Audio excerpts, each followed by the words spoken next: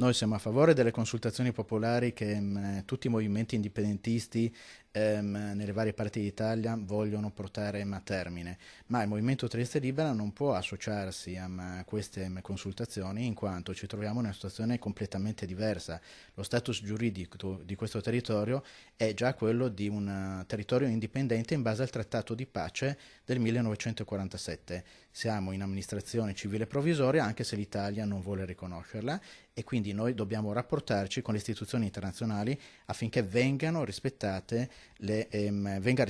l'amministrazione che in questo momento dovrebbe esserci.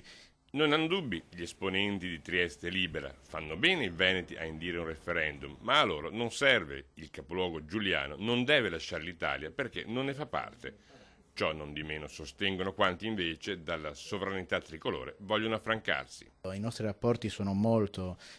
positivi con i movimenti veneti e oltretutto noi siamo a favore di tutti i popoli che lottano per la propria autodeterminazione e quindi tra questi sicuramente il Veneto è quello più vicino. E se Trieste Libera rinnoverà il prossimo 14 settembre la manifestazione già organizzata con grande successo il 15 aprile 2013, anche in Friuli c'è chi pensa invece alla strada referendaria, dalla Lega Nord al Front Furlan, e per questo si guarda a quanto organizzato dal plebiscito EU, la cui piattaforma digitale potrebbe essere usata, per esempio, dopo l'interessamento del partito Saldo Azione anche in quella regione.